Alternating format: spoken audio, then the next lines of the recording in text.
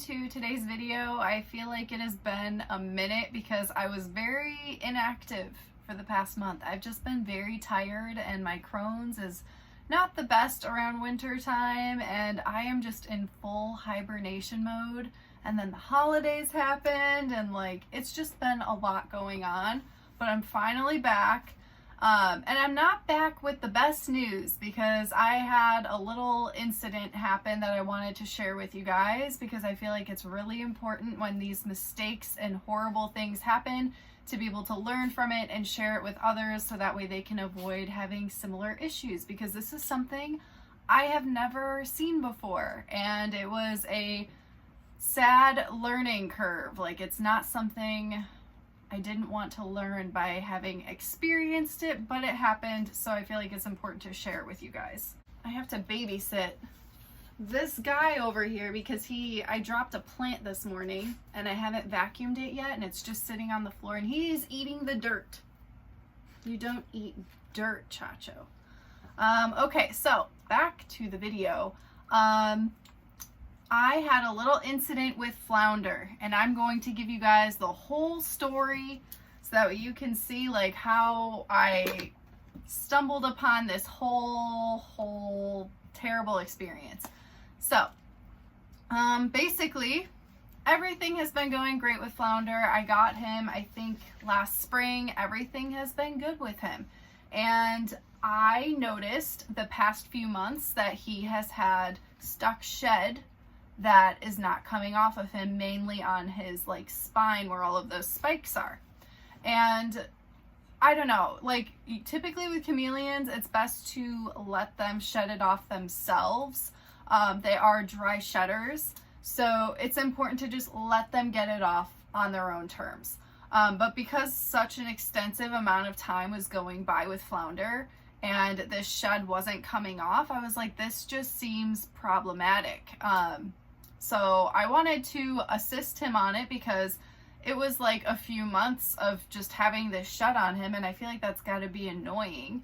So one night he was asleep and he was right by the front of the enclosure, so I figured that I would assist him a little bit and take some of the shed off of his spikes. So I took a couple of them off and he was waking up a little bit because I'm messing with him. And I felt bad, so I was like, okay, well, I got a couple off, so I'll leave you alone, let you go back to sleep. And that was that. Fast forward a couple of weeks, I am noticing that area where I took that shed off, his spikes are missing. And I'm like, oh my God. And I'm wondering, did I take his spikes off when I was taking the shed off? That is not normal. And I'm wondering if it's a weird situation with for instance, leopard geckos, when they get stuck shed on their toes, and you know how it can cut off the circulation and they can lose a toe if you don't remove that stuck shed. I thought maybe it was a similar situation with a spike. But it seems weird because that isn't an area where there's going to be a lot of blood flow because it's a spike. So I was basically super stressed out doing all of this research, trying to figure out what it could possibly be. The only thing I could find online was that it could potentially be from a burn, which led me to think maybe he got too close to his heat source.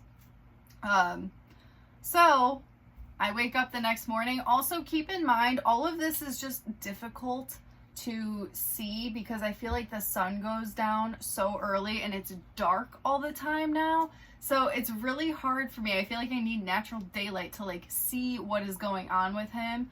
So I literally took pictures with a flash at night in order to actually see that his spikes were missing and this is a problem. And I spoke with Fram's Cams, who is the breeder that I got my chameleons from, and they confirmed that that definitely looks like it's from a burn. So I'm like, oh my God, I feel terrible because when I set up the enclosures, I use a temp gun. I try to figure out, make sure that they have a good basking area that's within a safe range for them that reaches the right temperature, but it's not going to be too hot. And I'm like, how did I mess this up? And I've been keeping him for this long. So why now is this a problem? And he burned himself. It just wasn't adding up. and I was just so confused and trying to figure this out and just like frantic. So I wake up in the morning, I'm like, okay, I'm gonna figure this out. I'm gonna figure out how he burned himself. And I was like, first thing, I need to move his heat bolt because clearly wherever it is dangerous and it burned him. I go to do that and his heat bulb is literally in the safest possible area of his enclosure that it could possibly be. Like, me moving it somewhere else wouldn't be beneficial because it's already in like the best, safest place. There wasn't anywhere like that he could climb that would make him too close to the heat source. And then I'm wondering, like, maybe he scaled a wall. Like, chameleons climb on screens, but even if he were to climb on a screen and go directly under the heat source, that would be his belly being exposed and not his back spikes. So I'm like, what is going on over here? But then I realized something, because he has gotten this new behavior. New behaviors, guys, with reptiles, just always got to pay attention to it. He has been climbing up on the hook that holds the pothos plant in the enclosure. And that lines up directly with the UVB. So I figured out that he, by climbing up this new behavior, climbing up on this pothos hook and getting a little bit too close to the UVB, is what gave him thermal burns on his back, and that is what caused the damage on his spikes. And then me not realizing what was going on and thinking I'm assisting with shed and helping him actually caused more damage, because when I pulled it off, I pulled off that area that was protecting the damage, and his spikes are now missing. So I feel like a piece of crap, and I feel like this is very important to learn about, because I did not realize with reptiles, when you have burns like this, one, that they're going to have an extended amount of time of shed that isn't going to want to come off. And I know that in the reptile hobby, I see it all the time. People are always assisting with removing shed off of their reptile. And in a case like this, if there is a potential burn, it can cause significant damage to your reptile. And if you're opening up a wound like that and taking shed off that's supposedly protecting it, it's the reptile's bodily function creating that shed in order to protect that wound. And if you're removing it, you're opening it up to possible infection. So all of that is just really dangerous, and I feel like it's a really good learning lesson that it's not always good to assist with shed, especially if you don't know something like this is happening. And two, another lesson is to just really pay attention to thermal burn risk in your setup. This is not something that I feel like is talked about very often, and it is very important. It is why it's so important to make sure that you are getting the proper UVB for whatever species of reptile that you're keeping. So if you have a bearded dragon, they obviously need like the highest amount of UVB. It's going to be a 10.0, but then if you have a more tropical species, it's going to require the 5.0. And if you are overdoing your UVB for your reptile, it can cause thermal burns and damage. Some of it may be more mild and some of it may be more severe, like what just happened with my chameleon.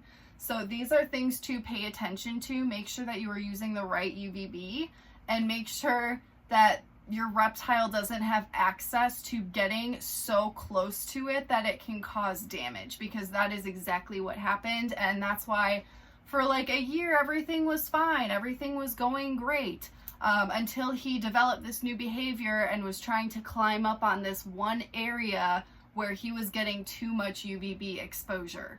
So I just feel like this is a really, really good learning lesson for people in the hobby to be careful about UVBs and thermal burns and just removing shed at all on your own, because you never know. If your reptile has any type of thermal burn from a UVB, if it is more mild, it may not be like as crazy as this, but it is equivalent to, for maybe a human, how we get sunburn. So if you're noticing like a different discoloration on your reptile once you've added a new UVB, it could be a little bit too much exposure, and that's why your reptile is looking a little different. So it's important to pay attention to things like this, because thermal burns I feel like are not talked about very often, and they're not seen very often, or maybe they are seen but we just don't really realize it because it's not like a significant change.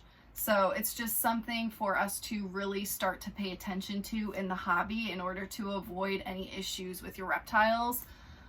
So yeah, I just wanted to share all of this. I felt like a major failure. I feel awful for him. I am so mad at myself that I tried to remove any shed whatsoever because that was protecting that damaged area. So he still has a little bit of stuck shed. I'm not touching it. I am leaving that alone. I'm going to let his body do what his body needs to do. Typically with chameleons, that's what you want to do anyway. You want to let them shed on their own and do it on their own terms.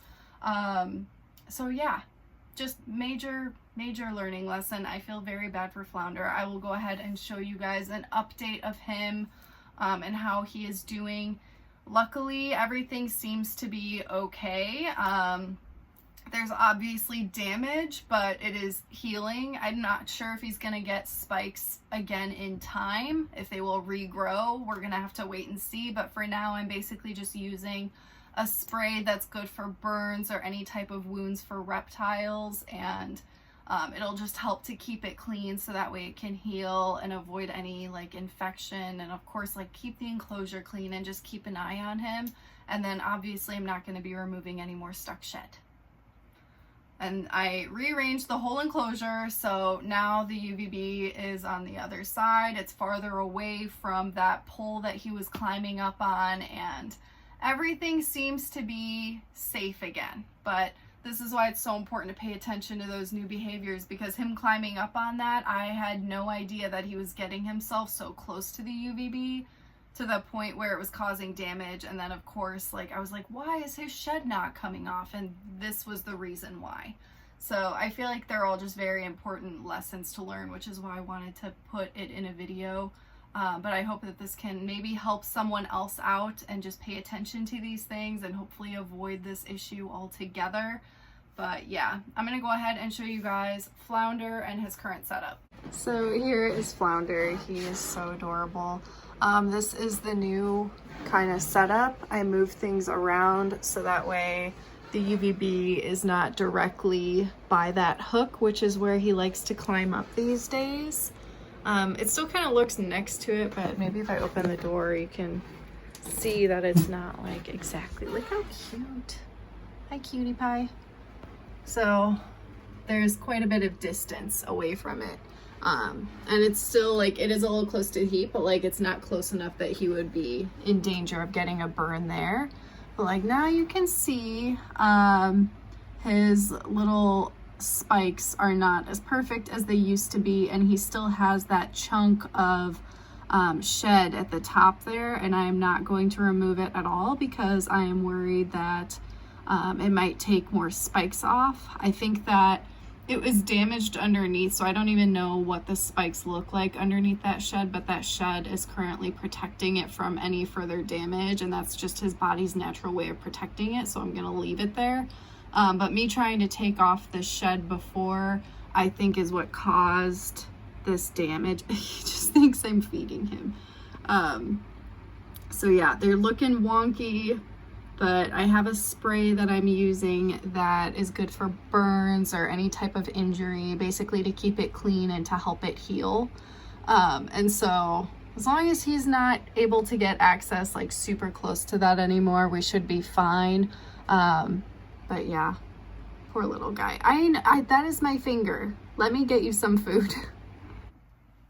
So that completes today's video. I know this is not a fun one. It's just something that happened, and I really wanted to share it because I don't want anyone else going through this. And I was very limited on the information that I was finding when I was trying to figure out what was going on with all of this. So I feel like speaking about it is very important. I will have more exciting videos. I have like a feeding video planned. I have a video planned where I'm going to be showing how I handle all my snakes. So stay tuned for those. They will be happier, but this was just really important, and I really wanted to get this out there because I've just been stressing. I don't want anyone else to go through this, and I want us all to just learn from this, even though sadly we had to have this really bad experience with flounder in order to learn it. But I hope that you guys have a wonderful day, and I will see you guys in the next video.